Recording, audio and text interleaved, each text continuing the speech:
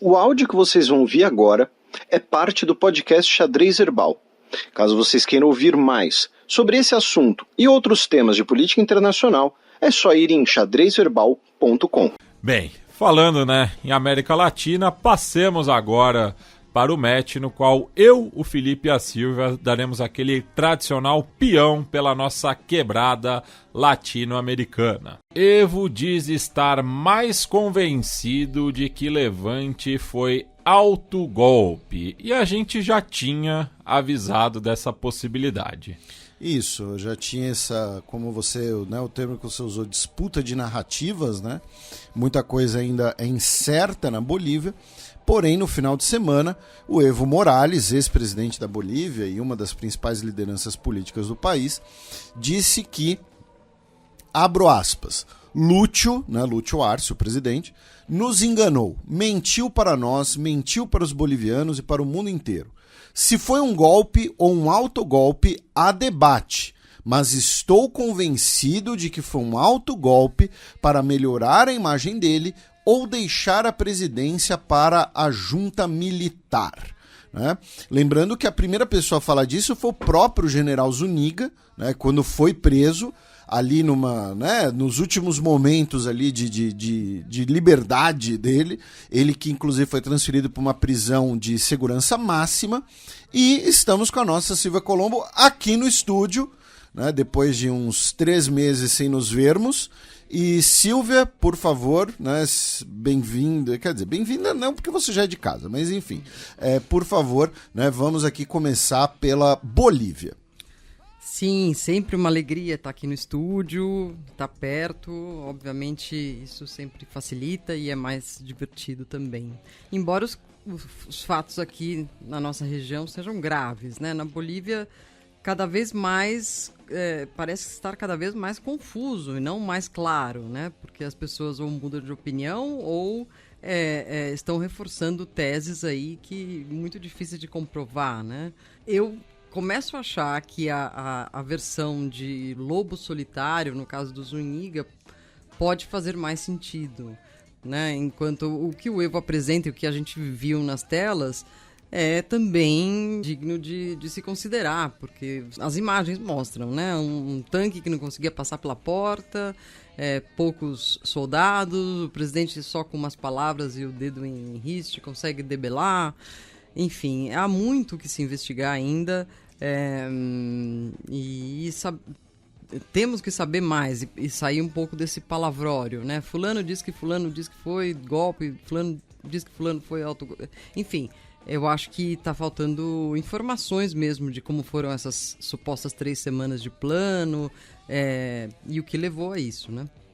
E o Lúcio respondeu, ao Evo de que não te equivoques outra vez, né? Claramente o que ocorreu em 26 de junho foi uma tentativa de golpe militar falida na Bolívia e não se coloque ao lado do fascismo que nega o ocorrido.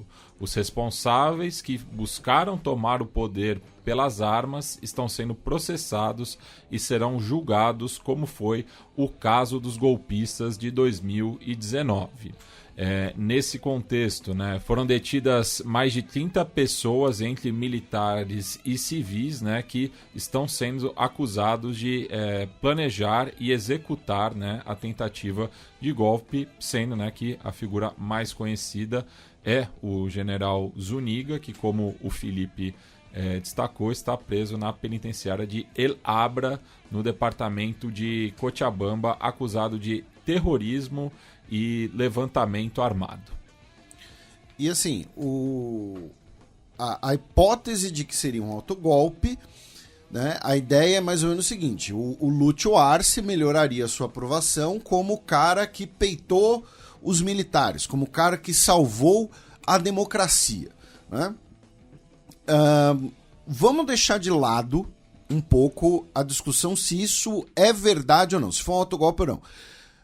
Qual seria o interesse do Evo em acusar o Lúcio de autogolpe? Porque a gente não tem provas, então é uma acusação, né?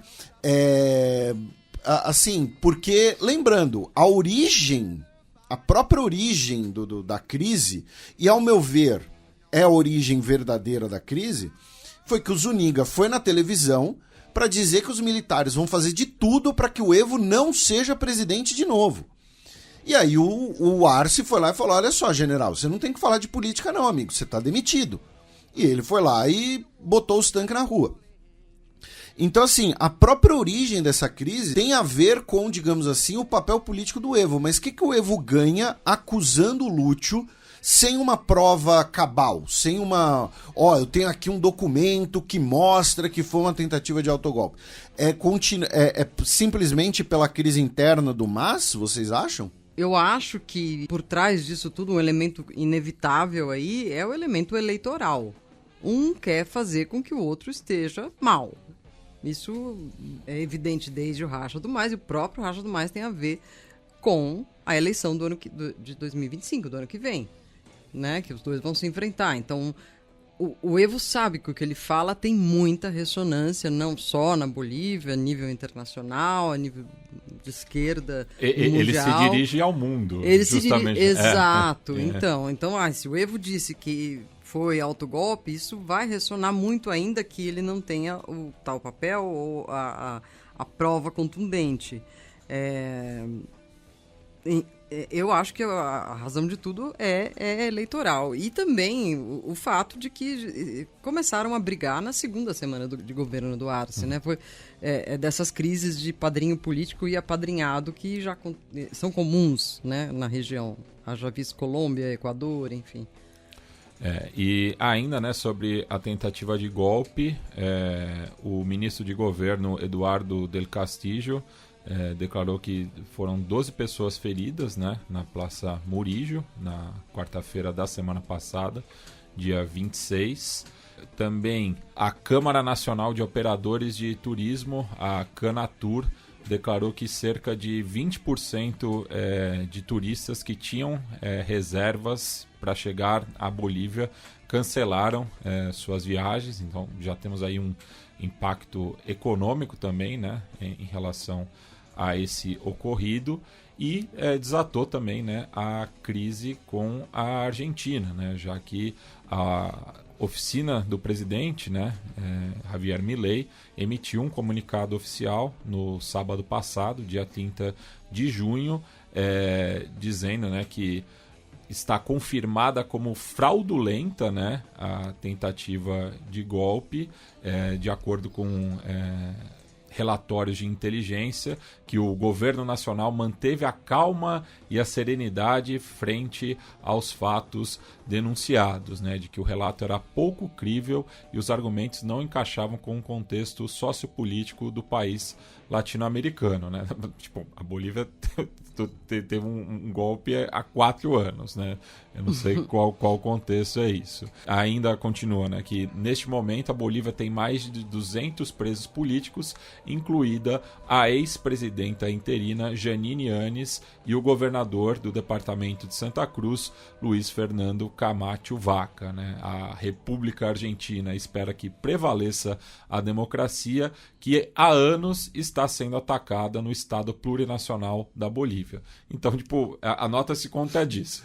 Sim, sim. E cada vez mais esses comunicados do governo argentino e da própria chancelaria, às vezes assinado pela própria chancelaria, não parecem ser escritos por pessoas formadas na atividade diplomática, né? Porque são injerencistas, usam termos pouco apropriados, enfim, de fato. Aí, nesse caso, a frase do Arce dizendo que o Milei não colabora para as boas relações na região, eu acho bastante correto, né? Lembrando também que teve esse caso, a convocação do embaixador argentino, né? Bem, a nota ela pode ser redigida pelo Conan. Sim. Você não abordou essa possibilidade. Ou inteligência artificial. A nota e algumas correspondências também, né? Como a famosa carta que o Milei enviou ao Lula, que ficou sem resposta, era escrita como se fosse eu escrevendo um WhatsApp aqui pro Felipe. Felipe, não sei o que, acho que a gente tem que conversar, tem umas coisas que não estão dando certo. Aí Tchê Felipe! É um tom muito informal, né? E Matias, antes de você continuar rapidinho, desculpe, pessoal, com um complemento que você falou da questão dos turistas, né, na crise econômica boliviana. Essa semana o governo boliviano anunciou que ia autorizar transações com criptomoedas que estavam suspensas desde 2020 para ajudar a contornar a falta de dólares, tá, no país.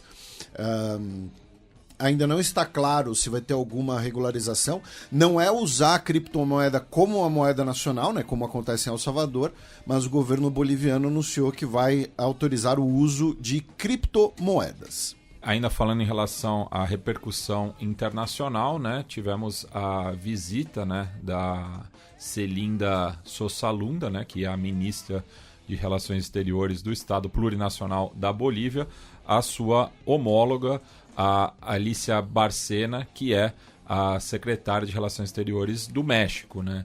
E nas palavras da Alicia, elas conversaram sobre assuntos em nossa relação bilateral e eu reiterei o apoio incondicional do México para o seu presidente Luiz Arce e com o povo boliviano ante a tentativa de golpe de Estado falida do passado 26 de junho, né?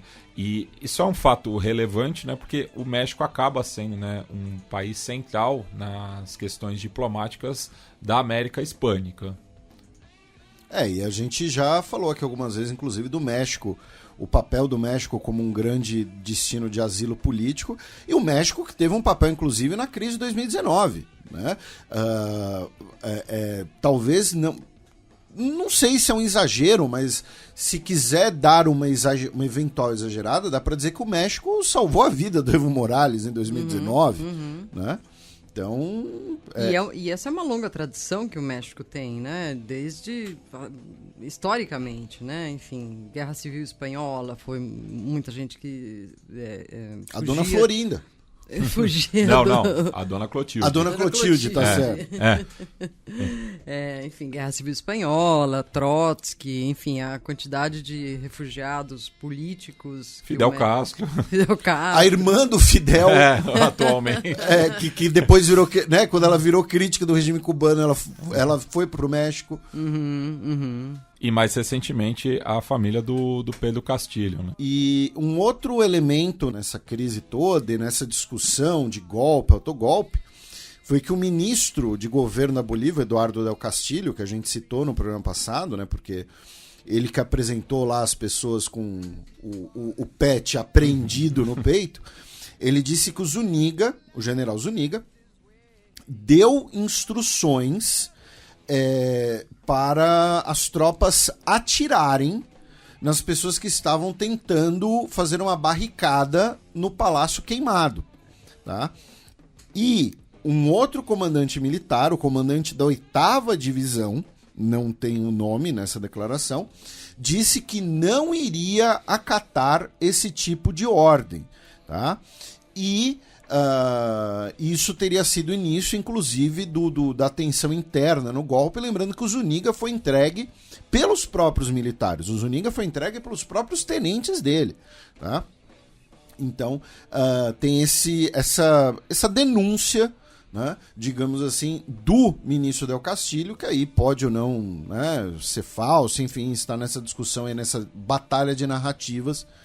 Ao meu ver, a explicação mais simples, mais singela é, para variar, uma quartelada de um militar que achava que podia mandar na Bolívia, como vários outros já tiveram. Mas, enfim, obviamente, novas evidências podem me provar errado. Ainda falando em relação à política externa boliviana, duas notícias mais breves, né? A primeira é que a Organização Boliviana de Defesa e Difusão do Folclore apresentou uma denúncia ante a Unesco, apontando, né, que 3 danças folclóricas são típicas da Bolívia e as mesmas seriam assinaladas à cultura peruana, né? Claro que isso não é um documento que foi elaborado neste momento, né? Mas acabou surgindo. Agradeço até ao amigo Carlos Jauregui pela dica, mas mostra aí, né, uma insatisfação por parte da Bolívia em relação ao que ela acha que é uma apropriação do seu folclore. E só apontando que o meu amigo Carlos Jauregui não concorda com esse pleito propriamente, né? Porque, enfim, são danças que são comuns, né, a vários povos andinos, né? Então não seria próprio de um país ou de outro, né? E também, né, o Senado boliviano deve tratar da adesão do país ao Mercosul antes da viagem do Arce à cúpula de chefes de Estado, né? Esse seria a última etapa para a Bolívia ser um membro do bloco. E aí tem um prazo, acho que é de 5 anos, né, para adotar os marcos legais necessários para ter ali uma equiparação do Mercosul. É uma longa saga, né? Há muito, já acho mais de 5 anos que a Bolívia é esse Estado membro querendo entrar, enfim. Bem, da Bolívia a gente cruza a fronteira com a Argentina, com algumas notícias internas do país, né? A primeira é de uma denúncia de financiamento estrangeiro para a ascensão de Javier Milei e da ultradireita libertária na Argentina. É um estudo do Centro de Estudos Legais e Sociais, foi publicado na revista Crises, na Argentina, que mostraria que o Javier Milei e a candidatura dele e think tanks, inclusive, né, que ele faz parte ou que recebeu financiamento, receberam dinheiro, por sua vez, do Partido Alternativa para a Alemanha, né? Um dos principais links, né, dessa relação seria a Sociedade Hayek, né, nomeada assim por conta do Friedrich Hayek, né, o economia austríaco. Isso, que foi Prêmio Nobel de Economia e tudo mais.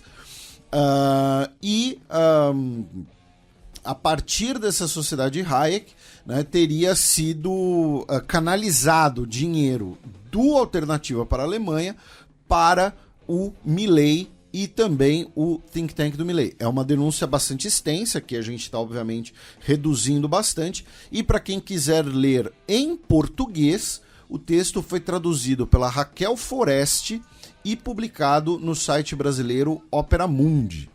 Mas, Silvia, como você vê alguma repercussão disso lá na Argentina? Enfim, essas denúncias e tal? Essa especificamente não. Esse estudo dos CELS, né, que é uma entidade super respeitada na Argentina. Porém, o debate e denúncias de que no fundo, essas viagens do Milei para recolher prêmios seria vinculada diretamente a financiamento que a campanha do Milei teria tido durante as eleições. E uma prova mais, uma evidência mais de que há sim uma coordenação e uma vinculação econômica e de interesses políticos de uma extrema-direita mundial, do qual Milei é um dos representantes. Isso se discute bastante, se opina bastante. Esse estudo específico eu não tinha visto ainda. Ainda na Argentina também tivemos, né, uma declaração polêmica, né, de Javier Milei, que se o povo não chega ao fim do mês, né, falando em relação ao poder de compra, estariam morrendo pessoas na rua. Quando, de fato, morreram pessoas na rua, né, em Buenos Aires, por conta da ola polar. E daí, né, a Natália Zaratio, né, que é uma deputada de oposição, que a gente já citou ela em outras vezes aqui no programa, né, que ela é cartoneira, justamente, né, trabalhava na rua, e ela respondeu, né, ao Milei de que desde que ele assumiu, que a pobreza cresceu assim como a quantidade de pessoas em situação de rua, né? Que no final de semana morreram 3 pessoas pelo frio na cidade mais rica do país, e que a crueldade dessas pessoas, desses tipos, né, se referindo aos governantes, não tem limite, que temos que regulamentar a lei de situação de rua e famílias sem teto.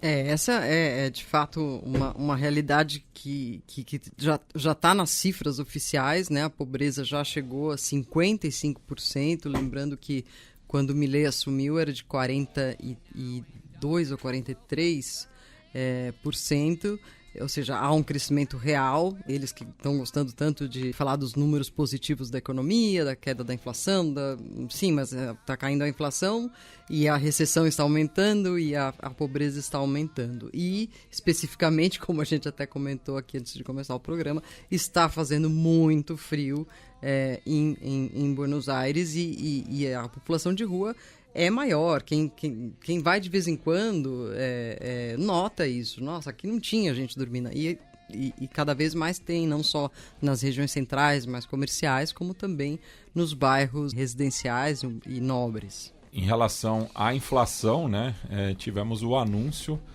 pelo governador da província de La Rioja, que colocou em circulação na segunda-feira passada a quasi-moneda, né, que é uma alternativa própria ao peso, né, devido aí à desvalorização cada vez maior da moeda argentina, que daí, enfim, é um problema crônico, né, não só da administração Milei, mas que no caso do Milei saiu o dado, né, de que a base monetária cresceu em torno de 100% nos primeiros 6 meses do ano, enquanto que no ano passado esse crescimento tinha sido de apenas 13%, ou seja, estão emitindo mais moeda, e o Milei respondeu justamente, né, ao governo de La Rioja, de que vão perder o valor e enganarem o povo com um papel, mas que ele poderia estar falando para o espelho.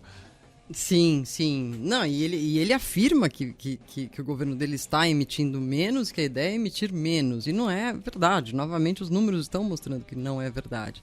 Agora, as quasi-moedas argentinas, elas são uma tradição também em situações de crise mais aguda, né? Quem tem um pouco mais de idade aqui lembra das quasi-moedas da época da crise de 2001, né, quando apareceram os patacones, enfim, tinham... ressurgiram, né? Ressurgiram os patacones. E nesse caso eram moedas bastante bem elaboradas ali, né? Enfim, não era um pedaço de papel. E uma outra situação que também está sendo provocada por isso é o aumento do escambo, né, dos mercados, em que você simplesmente leva ali o que você tem e troca por... Sei lá, você tem garrafas de leite, a outra pessoa tem trigo e troca ali, como na Idade Média. É curioso que o ultracapitalista levou uma situação de trocas pré-capitalismo, né? Bem, Silvia, uma última notícia interna da Argentina é em relação ao desaparecimento, né, do menino Loan Danilo Peña, na cidade de Goya, na província de Corrientes, né? Algo que acabou mobilizando, né, boa parte da sociedade argentina. Olha, mobilizando é uma palavra até pequena para o que de fato ocorre com o caso desse garoto que, enfim, está monopolizando todos os meios de comunicação, dos conservadores aos esquerdistas, dos sérios aos mais leves, todos os programas de rádio. Todo mundo tem uma opinião, o que pode ter acontecido com o Loan, está comovendo de fato as pessoas de uma maneira imensa. E a principal suspeita hoje é de que ele tenha sido talvez traficado. É um garoto que vivia no campo, em Corrientes. A última vez que foi visto... estava num almoço com adultos relacionados a ele, familiares, amigos, a cidade mais próxima, aí, um povoado pequeno, enfim, e se está esquadrinhando a vida de cada um dos participantes desse almoço para saber quem que tirou ele dali e quem levou ele para algum destino. As buscas no local, que duraram vários dias, com praticamente toda a população do povoado, mais a polícia, cães farejadores, ficaram buscando na região muito tempo, não encontraram, e agora a hipótese que mais se fala é de tráfico de pessoas, né? E que inclusive seria um capitão de navio reformado que é um dos principais suspeitos, né? Sim, inclusive há uma das sugestões de que ele poderia ter vindo ao Brasil, né? Enfim. Corrientes é uma província próxima fronteiriça ao da Brasil, fronteira. ali ao Rio Grande do Sul, né? Sim. E é curioso como essa questão midiática, quando tem crimes contra crianças na Argentina, toma uma proporção... Enfim, obviamente é uma imensa tragédia, mas em alguns casos se toma de uma forma extrema, midiaticamente, uma explosão mesmo. Eu lembro de alguns outros casos, como da menina Candela, que teria sido morta pelo pai, enfim. Acaba virando a notícia mais importante a ponto de você, sabe, no finalzinho do noticiário eles dizem ali, Biden talvez desista da eleição, sabe? É desse tamanho a cobertura. Bueno, a gente cruza agora o charco, vamos em direção ao Uruguai. E fica aqui a recomendação de leitura própria. Estou me auto-recomendando. Olha só. Já foi publicado? Foi publicado agora, 14h, né? Estamos gravando sexta-feira. É o colunismo tomando o xadrez herbal. Estamos gravando aqui Onde? sexta-feira, dia 5. Publicado minha coluna de estreia no Intercept Brasil, no qual eu comento sobre as primárias uruguaias, né? Já que no último... Então, enquanto você vai falando aqui, eu vou postando aqui. Pera aí. E parabéns. Obrigado. O Matias agora é colunista de política internacional do Intercept, tá, gente? Então, puxa, é o quê? Vai ser semanal ou quinzenal? Quinzenal, então Quinzenal. a cada 15 dias vocês vão poder ler esse belo homem no site do Intercept. Puxa vida, esse aqui é um podcast de colunistas. Agora... Parabéns. Obrigado. E, enfim, né, os uruguaios foram às urnas no último domingo, né, para eleger os representantes, né, de cada partido, o que acaba sendo já um termômetro do que virá no segundo semestre, né, Silvia? Sim, exatamente. O Uruguai tem primárias que são diferentes das primárias, por exemplo, da Argentina, né? Acho que isso deve estar na sua coluna, que eu ainda não li, que, enfim, se escolhe por partidos, né? E desponta aí Orsi pela Frente Ampla, apontando um bastante possível retorno da Frente Ampla. E pelo que eu li sobre ele, enfim, ele é um frente amplista do campo, né? E essa é uma diferença importante, porque a Frente Ampla sempre foi mais da capital, da metropolitana, né? Enfim. Pois é, né? Justamente foi essa resposta, né, da Frente Ampla. O Yamandu Orsi é o governador do departamento de Canelones, né, que circunda boa parte, né, do departamento de Montevidéu, né? Lembrando que esse é o nome, né, das subdivisões administrativas dentro do paísito, são 19 no total. Então, Canelones seria assim uma zona de transição, né, entre a capital e o campo.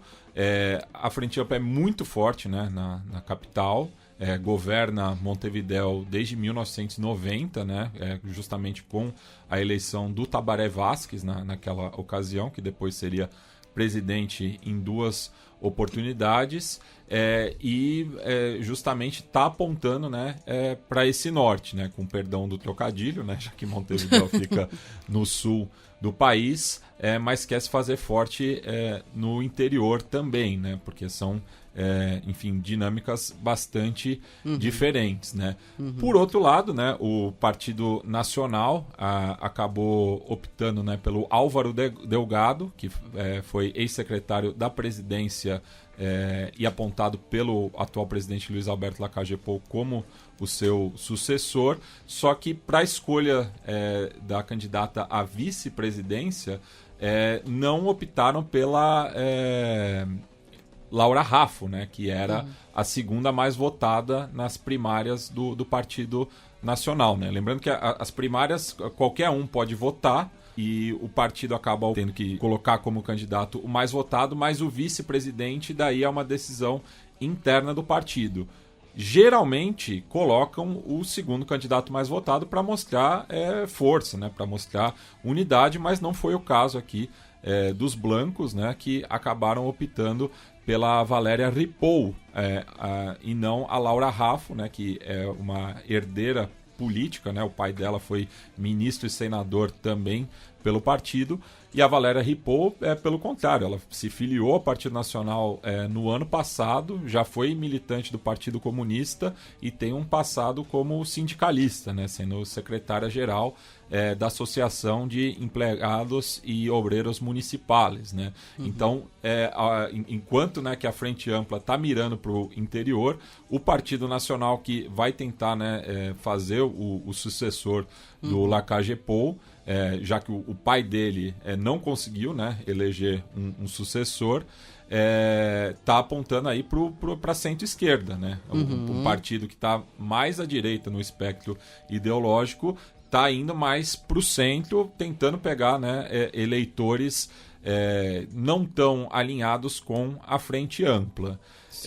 O Partido Colorado acabou vencendo em apenas um departamento, o de Rivera, que é o último bastião, né, colorado no país, que inclusive homenageia, né, um dos fundadores do partido, o Fructuoso Rivera, que foi o primeiro presidente constitucional da República Oriental do Uruguai, mas teve apenas 10,47% de participação. Né? Eu acabei esquecendo de passar os números, né, dos outros dois partidos.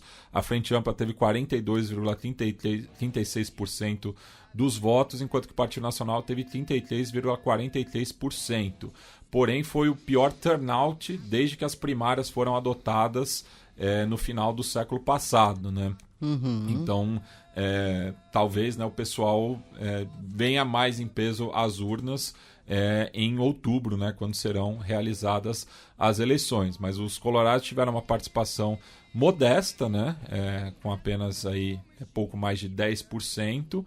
Acabaram elegendo o advogado Andrés Ojeda, né, como o candidato à presidência, e o seu vice será o Robert Silva, que havia sido candidato também à vice-presidência nas eleições passadas com o Ernesto Talvi. E chama atenção também, né, como o Cabildo Aberto murchou, né, porque foi de 8,35% nas eleições internas passadas para 1,78%. Aí não dá para saber, né, se foi por conta da própria quebra de expectativa, né, já que o Cabildo Aberto era uma novidade no último pleito, ou se também por conta do Manini Rios ser o candidato único, a base se desmobilizou neste momento, né? Lembrando, né, que o general Guido Manini Rios era o comandante do exército em 2019, foi afastado pelo Tabaré Vázquez e daí acabou fundando o partido, né, que inspirado, né, no bolsonarismo. Né?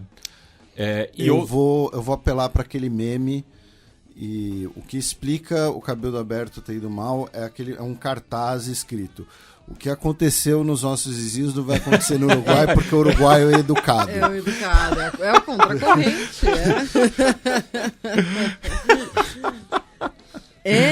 E esse processo é um pouco difícil de esmiuçar, porque Lacage Pou foi o primeiro presidente depois de um largo mandato da Frente Ampla, né, que incluiu 2 presidentes em 3 mandatos. E ele começou com uma popularidade alta, depois caiu um pouco, mas o Uruguai não é um país, se compararmos com outros da região, em que o presidente está tão desgastado a essa altura do campeonato, né? Mas ainda assim, o Partido Nacional parece estar com o pé fora da presidência e a Frente Ampla já retornando, né? Eu não consigo apontar grandes crises desse governo, né? Enfim. Não teve crise, mas também não teve muito avanço, né? Porque, por exemplo, conteve a inflação, né? Teve um leve aumento, a criminalidade aumentou bastante depois da pandemia, isso tem sido, né, o principal ponto da campanha, né? O aumento da criminalidade. Mas assim, é isso. Foi um governo que manteve, né, algumas conquistas da Frente Ampla. Então o eleitor deve estar imaginando, para que eu vou votar em quem só está mantendo o ritmo, se eu posso ir com a fórmula original, né? O Lacage-Pou, ele está com uma aprovação de menos de 50%, o que prova assim, que não é um candidato tão querido, né, pelo grosso da população, né? Variou, né, nesse primeiro semestre entre 43% e 50%, variando de acordo com o Instituto de Pesquisa. Mas enfim, desde, né, que as primárias foram instituídas também, né, depois da reforma constitucional de 1997, só em 2 oportunidades o partido mais votado não conquistou a presidência, e em ambas foi o próprio Partido Nacional. Então mostra também, né, que o Partido Nacional não tem uma militância tão mobilizada quanto a Frente Ampla, que conseguiu, né, reverter essa desvantagem 2 vezes, né, nessas últimas 5 eleições, e conseguiu já uma vantagem muito grande em relação às demais. Mas cabe lembrar também, né, que nas eleições passadas tivemos, né, a coalizão multicolor, né, que ajudou a eleger o Lacage-Pou com uma diferença muito pequena de votos, né? Foram um pouco mais de 40 mil, né?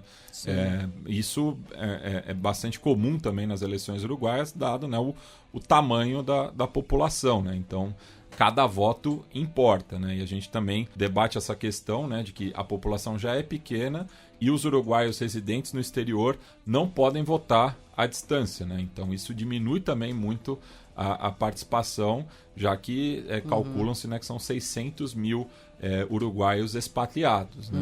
Essa é uma coisa muito curiosa. Uma das vezes que eu fui cobrir uma eleição lá, e o buquebus inteiro era de gente que estava atravessando o rio para votar. Porque a maioria dessas pessoas moram na Argentina, né? Que é o destino preferido, muitos no Brasil também, mas México, Espanha, Austrália, Estados Unidos, enfim, os uruguaios estão bastante espalhados, né? É até uma etapa cultural na vida, né? Tipo, nasce, cresce, estuda, se forma e migra, né? Porque a população uruguaia acabou estagnando, né, ali na casa dos 3 milhões. É um país que nem cresce nem diminui, né? Se mantém estável. E também tivemos, né, 10 legendas que somadas tiveram menos de 1,25% dos votos, o que representa pouco mais de 10 mil eleitores, né? Lembrando que a eleição será realizada no domingo 27 de outubro e tem a possibilidade, né, de ter um balotaje, né, um segundo turno, por conta dessa margem muito pequena de vantagem. Então, só recomendando, né, meu texto está com o título de Frente Ampla de Mujica sai na frente e pode derrotar conservador Lacage-Pou, lá no Vozes, dentro do Intercept Brasil. Do Uruguai, vamos agora para a cúpula do Mercosul, né, que, enfim, terá pela primeira vez um Estado-membro não participando com o seu chefe de Estado. O Milei disse que, né, voltou a dizer que o Lula é um corrupto, disse que o Lula é um perfeito dinossauro idiota e que não iria participar, né, da cúpula do Mercosul. Também voltou, né, a bradar ali, né, sobre os supostos problemas do Mercosul. Disse que o Lula apoiou a campanha mais suja da história, no caso do Sérgio Massa. Disse que não vai pedir perdão por dizer a verdade, né, quando chamou o Lula de corrupto, né? E é porque eu chamei de comunista, por acaso não é comunista, né? E além de não vir à cúpula do Mercosul, ele vem ao Brasil para ir a Santa Catarina para lá uma conferência conservadora, né, que vai ocorrer, organizada pela família Bolsonaro. Antes dos comentários... Ele, com perdão do trocadilho, tá arrumando sarna para se coçar, né? Afinal, temos um surto de sarna em Balneário Camboriú e outras cidades do litoral norte de Santa Catarina. Muito ivermectina, né?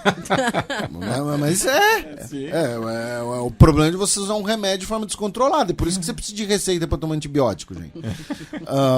Então, assim, ele avisou o Itamaraty, inclusive, que faria uma visita privada ao Brasil, né? Que ele vai entrar no Brasil como cidadão privado.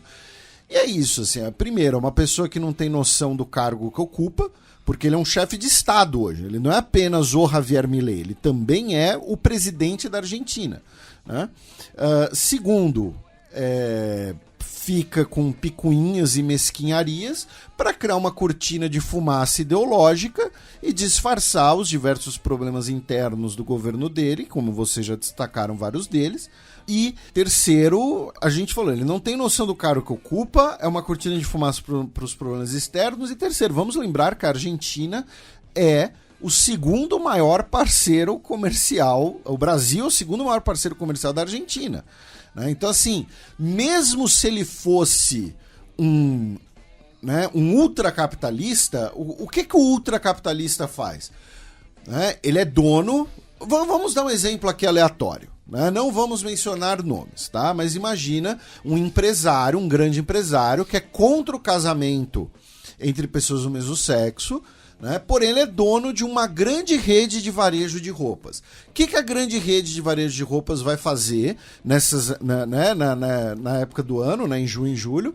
Vai lançar roupas com temática LGBT, de orgulho, né? De orgulho LGBT, de tolerância e tudo mais. Por quê? Porque ele é capitalista, ele quer vender antes de tudo. Então o que acontece? Se o Milei, como ele adota apenas a parte ideológica e não prática do que ele diz, né, ele acaba inclusive se enfiando em mais buraco, até porque durante uma parte da vida dele ele não esteve na parte prática do que ele diz, né? Ele não é, né, ele não é nem, por exemplo, sei lá, ele não pode nem falar que nem o Romeu Zema, né? Porque o Romeu Zema, né, como disse o Adnet, tinha loja, né? No caso do Milei, essa imitação do Adnet é muito boa, tá, gente? Não é para ofender o Romeu Zema com isso, tá? Mas é isso, enfim, os comentários de vocês, mas essa é a minha visão essa é a minha perspectiva sobre essa picuinha do Milei.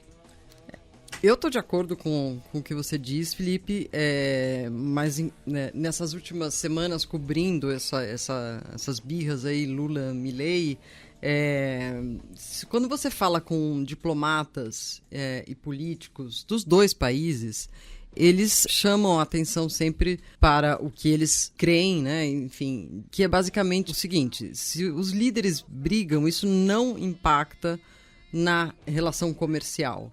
Principalmente quando se trata de Brasil e Argentina, pelo fato de ser uma relação muito forte. Lembrando que algumas indústrias, por exemplo, a automotriz, praticamente híbrida, né? Uma mistura do que se produz nos dois países. Há acordos de colaboração em diversas áreas. As empresas estão muito azeitadas de um lado e do outro para os seus negócios, e enfim, eles minimizam essa briga, essa fricção, no sentido de causar um grande impacto no comércio. Agora, é também papel deles dizer isso, né? Papel da diplomacia minimizar isso e não transformar isso num problema em escalada. Agora, o Milei, há alguns meses atrás, a gente comentou aqui, acho que todos se lembram muito bem, entrou numa crise diplomática mais ou menos parecida com essa, com relação ao Pedro Sánchez da Espanha. E que a gente vai repercutir no próximo quadro também. Ah, tá certo. Enfim, uma crise similar, e na época que ocorreu, eu me lembro que se dizia, ele tem feito isso com a Espanha porque não vai se arriscar a fazer isso com o Brasil e a China, né? Enfim, de protagonizar um escândalo em que o país, como no caso a Espanha, retira o embaixador, etc. Porque com o Brasil e China a coisa é mais séria, a troca comercial é maior, etc. E não, está acontecendo com o Brasil de fato. E no meio dessa fricção também está o caso dos fugitivos do bolsonarismo na Argentina, né? Em processo, alguns de pedir refúgio. Então, há temas sérios em que, sim, é importante haver uma relação próxima dos líderes, porque uma coisa é você usar os canais institucionais, diplomáticos que funcionam bem, e outra coisa é você ter dois presidentes que podem se mandar mensagem, pode se telefonar e dar mais agilidade a alguns processos, né? Enfim. E nesse aspecto fica aqui a recomendação também, né, da coluna da Janaína Figueiredo, no Globo, sobre os bastidores, né, da diplomacia dos dois países tentando reverter o que acabou ocorrendo, né, o que já era previsível, né? Então o texto chama A Crise nas Mãos de Lula e Milei, né? Mas ela enfoca bastante nas duas chancelarias. Claro, então, e mostra mais ainda que esse discurso de que não afeta nada não é exatamente qualquer coisa, porque se precisa reverter é porque é um problema, né? Bem, também tivemos no começo da semana o informe de gestão, né, do primeiro ano de governo do Santiago Peña, né, já que estamos ainda tratando do Mercosul. E, Silvia, ele foi para cima do Mário Abdo Benítez, né, o que mostra aí também, né, uma fricção dentro do Partido Colorado no Paraguai, né? Sim. Justamente a gente estava falando um pouco disso quando estava falando da Bolívia, né? Mas no caso do Mário Abdo Benítez e do Santiago Peña, que são ambos do mesmo partido, um sucedeu o outro... Mas cada um tem um padrinho político exato, diferente. Dentro do Partido Colorado, que enfim é o único partido realmente forte do Paraguai, eles são de correntes diferentes. Durante a campanha política, sim, Mário Abdo apoiou o candidato de seu partido, mas já eram evidentes que as diferenças, as crises, enfim. E o Santiago Peña, dentro de toda essa personalidade dele de membro do Partido Colorado, de ser um representante da direita, ele tem uma formação um pouco diferente, né? Ele veio, por exemplo, do Partido Liberal, que é mais identificado como centro-esquerda em alguns casos, em algumas pautas de gênero, identitárias, ele é mais aberto, enfim, ele não é um colorado daqueles tradicionais, né? E ele é apadrinhado por Horácio Cartes. Um dos homens mais poderosos do país, que já foi presidente, mas que justamente acabou, vamos dizer, comprando seu espaço, né, dentro do partido, né? Exatamente. Até ele ser eleito presidente, inclusive, ele não tinha uma cédula eleitoral e nunca tinha votado, né? E praticamente comprou a sua situação. Não é um colorado orgânico, né? Não, de ocasião. Isso. Mas como ele é muito poderoso, eu acho, inclusive, que ele é o homem mais poderoso do Paraguai, a velha guarda também achou interessante unir-se a ele, mas ele saiu e aí a gente tem esses dois protagonistas aí, né? Mas por exemplo, separei aqui umas aspas do Santiago Peña, que foram veiculadas pela rádio Inhanduti, que parece que ele se refere a um partido de oposição, né? Que ele sucedeu um outro partido, né? Ele fala, os últimos 5 anos foram mais de retrocesso antes do que de avanços, né, no processo de institucionalização. Recebemos um país onde durante o último período não só se estancou a redução da pobreza, senão aumentou. Ele ainda diz que hoje já não há mais agentes carcerários que recebem ordens de um clã ou de um narcotraficante. Hoje eles respondem aos organismos de Estado. E ainda falou em relação a pessoas, né, que foram sequestradas por esses grupos criminosos, né? Quero dizer-lhes que buscaremos até o último dia. E também, nessa semana, a Senad, né, que é uma instituição de luta contra o narcotráfico e delitos conexos no Paraguai, desmantelou, né, uma estrutura do narcotráfico que operava há bastante tempo na zona de São Pedro, né, próximo da fronteira com o Brasil, justamente para o envio de remessas de maconha para o nosso país. Bem, falando no Brasil, 2 notícias relacionadas à nossa política externa. A primeira foi que o Ministério de Relações Exteriores emitiu uma nota dizendo que o Brasil quitou as suas contribuições pendentes a organismos internacionais. No caso, o Brasil tinha uma dívida de 325 milhões com a Organização das Nações Unidas e 847 no total com outros organismos internacionais. E a segunda é uma denúncia, né, do jornalista Guga Noblat, já que o seu sobrinho, que é criado em Brasília, e estava com 3 amigos negros no Rio de Janeiro, todos eles filhos de diplomatas no Distrito Federal, foram abordados de forma violenta, né, pela polícia do Rio de Janeiro, e ele acabou denunciando isso, né, nesse caso de racismo estrutural, e que acabou, né, envolvendo aí 3 países diferentes, né, porque os meninos eram filhos de representantes de Canadá, Gabão e Burkina Faso. No fim das contas, 4 países, né? Porque tem as autoridades brasileiras. Né? Também, sim. Digo 3 países estrangeiros.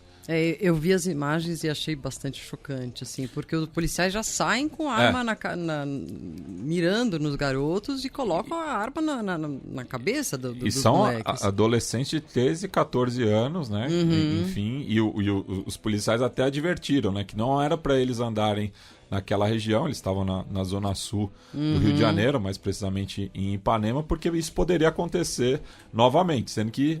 eles devem morar lá, óbvio. Não, eles estavam de férias, né, no Rio, moram em Brasília, mas muitos deles não são nem fluentes em português, não estavam nem entendendo a situação que, enfim, infelizmente é comum, né, para jovens negros no Brasil, e pelas imagens os 3 são retintos, né, e daí tem toda essa discussão também, né, mas as imagens assim são nítidas, né, é um absurdo, e ainda bem que foram registradas para que, enfim, isso ganhe corpo, essa denúncia, para não também descreditar, né, o relato aí que foi compartilhado pelo jornalista Guga Noblat, mas que foi escrito, né, pela sua cunhada, a Rayana Rondon. Do Brasil, vamos para o Peru, já que o Congresso do país prescreveu crimes de Alberto Fujimori com a lei. Pois é, o Congresso peruano aprovou uma lei que permite a prescrição de crimes contra a humanidade, né, que não é a regra, digamos assim. Né, crime contra a humanidade não prescreve. Tá? Na comissão em que o tema foi votado, foi aprovada por 15-12, e depois, no voto no plenário, foram 60 votos a favor, 36 contra e 11 abstenções. Lembrando que esse sempre foi uma das principais pautas, né, do Partido Conservador Força Popular, liderado pela Keiko Fujimori, que é livrar a cara do papai pelos crimes contra a humanidade, pelos crimes absurdos que beiram o genocídio, se não forem um genocídio propriamente dito, contra indígenas, né, durante a ditadura dele. Então, tá aí. Vocês que conhecem o Peru, tem algo similar à pizza lá? Eu só conheço... A única coisa peruana que eu conheço, e ouvintes chilenos, calma, é o ceviche. Né? Então... e também calma, chilenos, o pisco. Há uma disputa. Enfim, Fujimori está sendo... nessa etapa da vida dele, ele está tendo vento a favor, né? Porque conseguiu sair da cadeia, obviamente, já faz um tempo.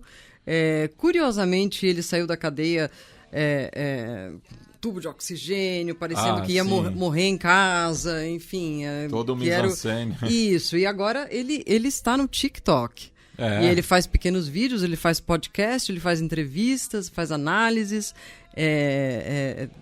Tá vivão vivendo. Tá aí. vivão vivendo. E agora, ainda por cima, ele e Montesinos, os principais aí criminosos contra a humanidade da história recente do Peru. Mas a gente tem que lembrar que ele não só por conta disso foi condenado, também por casos de corrupção. Ele e Montesinos.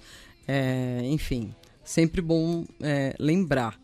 E agora, isso pode ter um impacto, isso vai ter um impacto político nas próximas eleições. Já estamos vivendo no Peru uma situação anômala aí de Congresso e de uma presidente que muitos consideram não legítima, e obviamente Fujimori vai ter uma voz nesse processo quando ele se iniciar, né? E a gente tem também tratado, né, das medidas, né, tentadas, né, pela Corte Interamericana de Direitos Humanos, né, para que esses casos não acabem em pizza, né, como o Felipe sugeriu, né? Inclusive teve uma resolução justamente no começo da semana, né, para que não deixasse sem efeito ou não se aplicasse o projeto, né, de crime de lesa humanidade. Porém, se o Fujimori for absolvido, né, desses crimes, né, enfim, foram prescritos, se isso de fato acontecer, ele talvez não possa sair do Peru, né, porque a Corte Suprema do Chile aprovou, né, no último 24 de junho, dele ser convocado, né, para prestar depoimentos em relação a muitos desses casos que envolveram também cidadãos chilenos, né? Por isso que Claro. o Chile entrou no jogo também, né? Relacionado ao massacre da penal de Castro Castro, ao crime da família Ventosilla em Huaco, o sequestro de militares que se rebelaram depois do autogolpe de 5 de abril. Enfim, são vários casos aí que o Chile está colocando o olho no Alberto Fujimori, porque acabou envolvendo, né, cidadãos chilenos. E lembrando que o Chile foi quem entregou o Fujimori quando ele voltou do Japão, né? Entregou pro Peru. Enfim, e dentro entre esses há casos também não julgados, como esses que você mencionou. Um dos mais famosos é o das mulheres esterilizadas, né? Também.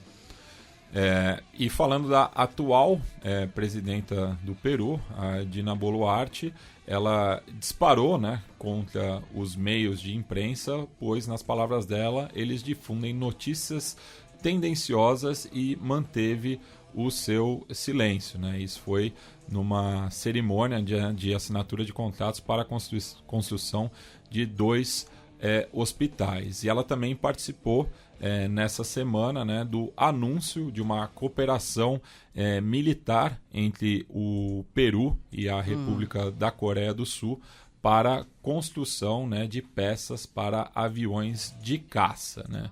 Então, foram 2 aparições públicas recentes aí da Dina Boluarte, mas que não tem falado com a imprensa, não tem respondido as várias perguntas, né, que estão no ar.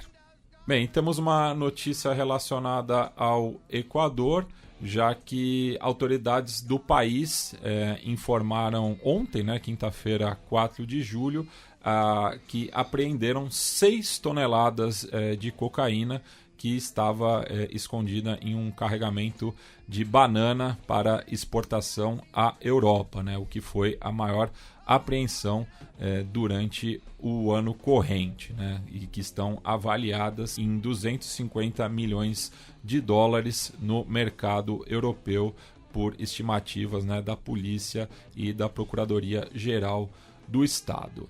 É um exemplo do que a gente sempre fala, né? O Equador é um grande entreposto de droga. Ele não é nem um produtor, nem um consumidor. Ele é um grande entreposto de droga. Isso. E aproveito que a gente tem uma notícia do Equador para compartilhar uma piada que meu filho criou. Eu sei qual é. O Felipe já ouviu. Mas, Silvia, você sabe qual é a marca de chocolate favorita em Guayaquil? Não. É a Choquito. Pera. Choquito. Choquito. Ai. O Martim pediu pra Ó, o Maio compartilhar. orgulhoso. Ai, eu tô até vermelho de orgulhoso. Choquito.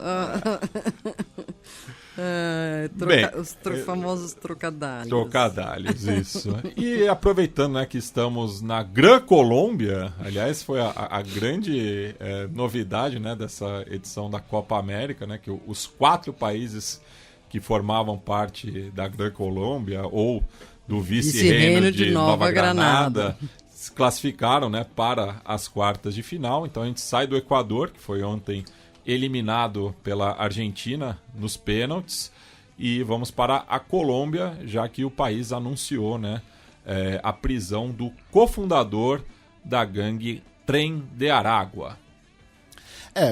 O Matias uma vez já explicou, né? Nesse contexto aqui, o trem é o bonde. É o bonde. Né? O trem é o bonde, é uma terminologia ali para uma gangue mesmo. Uhum. E o Trem de Aragua, que é uma gangue... E quem ficar parado, a porrada come.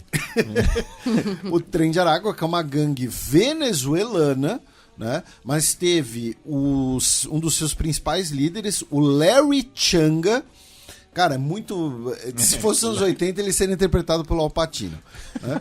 O Larry Changa, ele foi preso na Colômbia, tá? No município de Circácia, que fica na parte oeste do país, longe da fronteira com a Venezuela. Ele teria chegado na Colômbia em 2022 para expansão das atividades do grupo lá. E tem um detalhe, ele foi preso na Colômbia, porém, ele é acusado criminalmente em 3 países. Tá? Ele é acusado criminalmente em Colômbia, Chile e Venezuela por terrorismo, tráfico de armas e munições, extorsão agravada, sequestro e dentre outros crimes. Tá? Então, mas enfim, tivemos essa notícia dessa prisão, que é, né, uma prisão importante para a estrutura criminosa internacional na América Latina. E também em relação à Colômbia, tivemos uma falsa polêmica, né?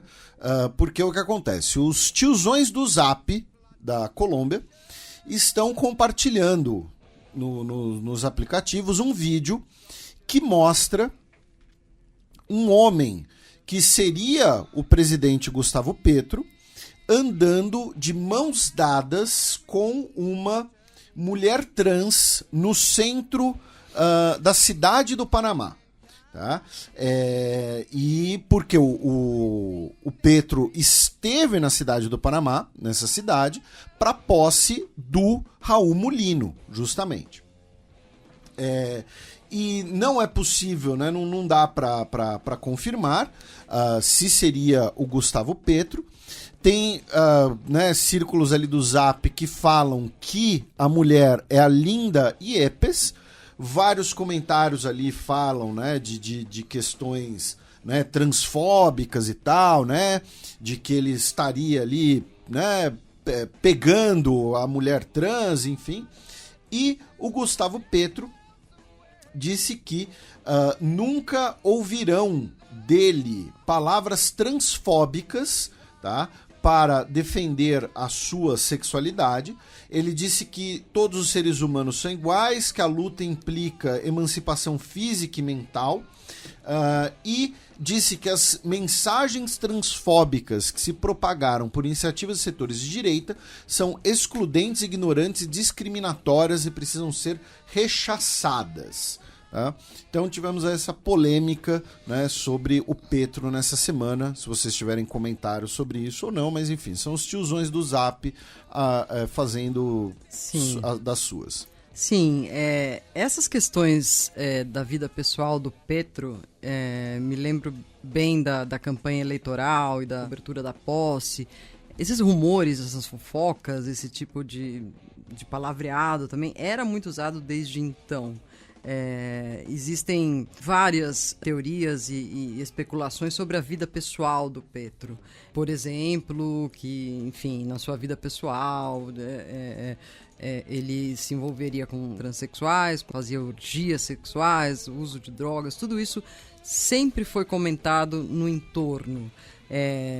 E, obviamente, num país em que o setor conservador é tão forte, tão poderoso, isso sempre foi também pólvora, munição na mão contra o Petro. Se é verdade ou não vamos entrar nessa seara, até porque justamente não interessa, né? Não deveria ser titulado como escândalo na Colômbia o fato dele se envolver com quem ele quiser, né? A vida pessoal de cada um é a vida pessoal de cada um. Não é uma novidade, mas vem saindo. Mas é um método, né? Porque acontece justamente, né, nessas disputas políticas entre um setor mais progressista e outro conservador, e vem, né, essas acusações. Os mesmos factoides, né, das, por exemplo, mamadeiras de piroca, que eu acho que foi o que ficou mais chamativo, né, na política brasileira dos últimos anos. É o Keith Gay. Também.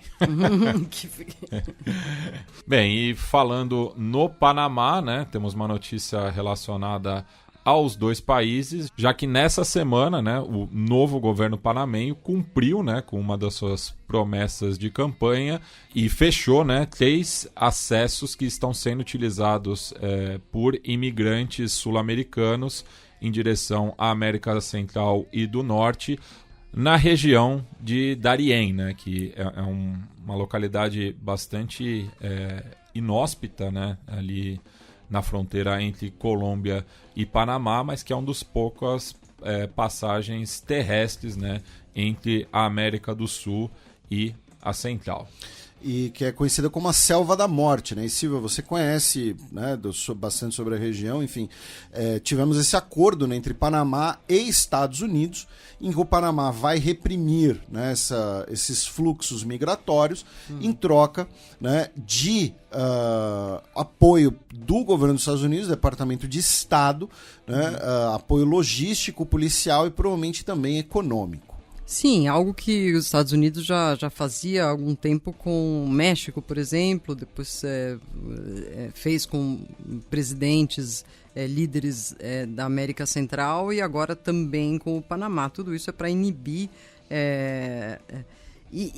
inibir a imigração e inibir essa via de imigração especialmente, porque é realmente muito perigosa, né? De uns tempos para cá ela deixou de ser inóspita para ser bastante agitada, e o que você encontra ali são cartéis, são sequestradores, são contrabandistas, as pessoas morrem, são traficadas por ali. Então essa via de fato é realmente muito perigosa. E agora, repressão a gente sabe, né? Vai fechar o Darién, vai pôr um muro, vai pôr...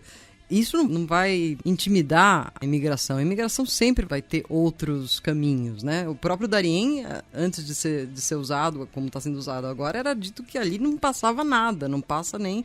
E agora passa um monte de gente, ou seja... Até porque, Silvia, isso é um aspecto que as pessoas acabam se esquecendo, que a imigração é um processo natural, mesmo para o ser humano. Sim. É algo que faz parte do nosso instinto.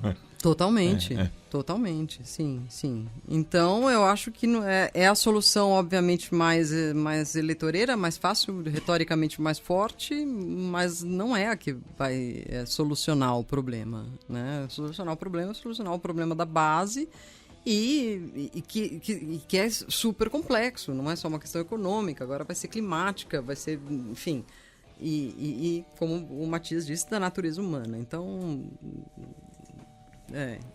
não me parece ser a via mais conveniente. E de acordo com estimativas, né, das autoridades panamenhas, cerca de 195 mil pessoas atravessaram, né, a região de Darién só no primeiro semestre agora de 2024, porém é um número menor, né, proporcionalmente em relação ao conjunto de 2023, no qual foram 520 mil pessoas, né, que havia estabelecido um novo recorde, né? Então já diminuiu um pouco, né? Porque se fosse, né, proporcional a um semestre, né, do ano anterior, seriam 260 mil pessoas. Sim, eu tô lembrando agora de uma cena da minissérie sobre o Pablo Escobar, o Patrão del Mal, em que... A novela, no caso. A novela, sim. Em que estão brigando, discutindo ali o Pablo Escobar e o primo dele, que era o principal aliado, enfim. E o Pablo Escobar tá reclamando que eles estão comprando muito avião, comprando muito barco, que como assim, tem que ter outro jeito de levar as coisas. E o primo estourado, porque era quem cuidava das finanças, fala, sim, tem que ter outra via. O único problema é que a outra via é um pedaço assim de floresta que não dá para atravessar de jeito nenhum. E é curioso porque mostra como mudou isso, né? Hoje sim, passa por ali. É possível.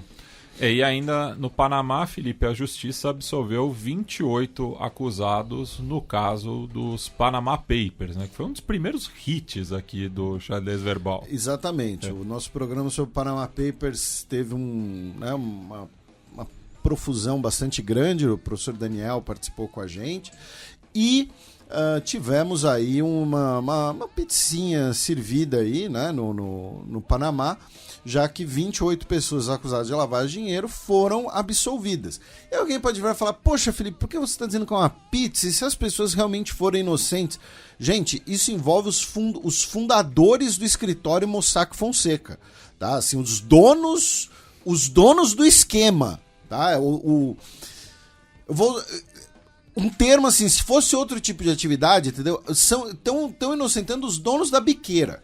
Dizendo que eles... não, a gente não sabia de nada, a gente não sabia que tinha dinheiro vindo de origem suspeita e tudo mais, e blá, blá, blá. Enfim, então foram 28 pessoas inocentadas aí, no final das contas, esse negócio não vai dar em absolutamente nada, né? Lembrando, né, algumas pessoas que tinham grana lá, né, estamos falando pessoas ligadas ao Putin, pessoas ligadas ao ex-presidente do Paquistão, Nawaz Sharif, o David Cameron, né, na época primeiro-ministro, hoje ministro de Relações... Quer dizer, acabou de ser demitido, né? Ex-ministro de Relações Exteriores. A família Macri, da Argentina. Sim. O Lionel Messi e o Jackie Chan. O Jackie Chan tinha esquema no Panamá. Afinal, ele tem um terno de $2 milhões. Essa foi ruim, Bueno, ainda na bacia do Caribe, vamos agora para o Haiti, já que os Estados Unidos ofereceu asilo para 309 mil haitianos. Pois é, pessoas que estão nos Estados Unidos, tá, e cujo prazo de permanência estava para vencer. Não é a chegada de novas pessoas. Não. São 309 mil pessoas que já estão nos Estados Unidos. Estabelecidas. E o governo Biden vai estender as permissões de trabalho e o Deportation Relief. Tá? Então deram mais alguns anos para essas pessoas ficarem lá legalmente até fevereiro de 2026. Né? E aí, em fevereiro de 2026, o Trump vai deportar elas e os democratas vão poder falar, olha só, viu como o Trump é ruim, está deportando os haitianos. Porque se os democratas não quisessem que isso acontecesse, o que eles faziam? Eles davam residência permanente. Eles não simplesmente adiavam, né, o Relief Plan. Né? Então, assim, não tem santinho nessa história. E ainda em relação ao Haiti, tivemos o primeiro atentado após a chegada, né, das tropas quenianas ao país, já que pelo menos 20 pessoas foram assassinadas depois de um assalto à delegacia de polícia na comuna de Grecier, ao sul de Porto Príncipe, pelo pool de gangues, o Vivre Ensemble. Então, é um fato chamativo aí, né, que as gangues estão demonstrando força, apesar, né, da chegada aí das tropas quenianas com apoio das Nações Unidas.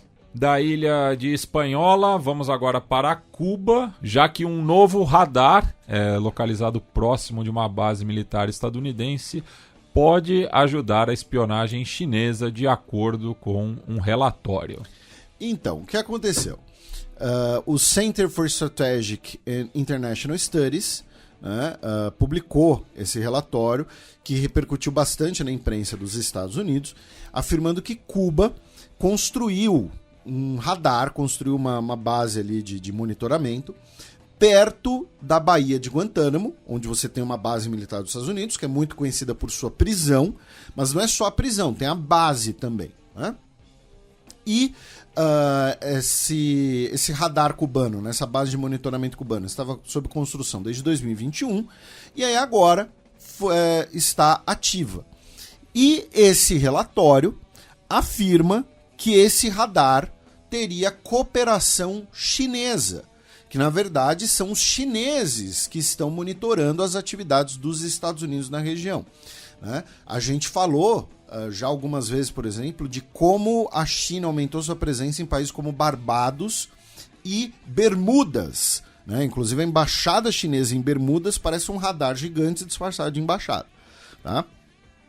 E assim, isso é do jogo, tá? Você vai ter monitoramento dos Estados Unidos em tudo que é canto, né?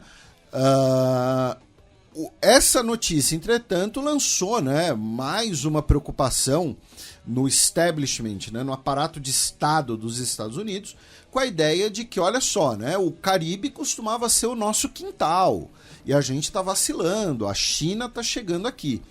E o presidente cubano, o Miguel Díaz-Canel, ele tirou sarro dessa situação. Ele postou a foto, né, de uma base de beisebol, tá? Escrito Made in China, lembrando que beisebol é o esporte mais popular de Cuba, né? Uma base de beisebol, uma luva, uma bolinha, e escrito bases chinas instaladas em Cuba, né? Ou seja, que as bases chinesas em Cuba são a base de beisebol, né? Mas trocadilho também. Então, mas está aí a nova polêmica sobre China e continente americano nessa semana. Olha, eu demorei um pouco para entender. Não que seja uma base de beisebol, mas se isso era uma coisa irônica ou... ele está ironizando essa denúncia A denúncia, sim. Bem, e por fim, vamos agora para o Belize, que, enfim, a gente aceita, né, na América Latina, apesar de falar em inglês, né, já que houve aí, né, uma operação contra gangues no país, que levaram, né, a dezenas de apreensões na última semana. Isso, toda vez que as poucas vezes que a gente fala de Belize, eu sempre lembro do vídeo do Porta dos Fundos, né? Belize, se você, nosso ouvinte, não sabe do que eu estou falando, assista esse vídeo, é sensacional. E o Matias é a favor da Grande Guatemala, então, né? Da anexação da antiga Honduras britânica. Mas agora falando sério, né? O governo de Belize impôs um toque de recolher para pessoas com menos de 18 anos de idade, tá? Então pessoas com menos de 18 anos de idade não poderão estar sem um adulto responsável nas ruas depois das 21 horas.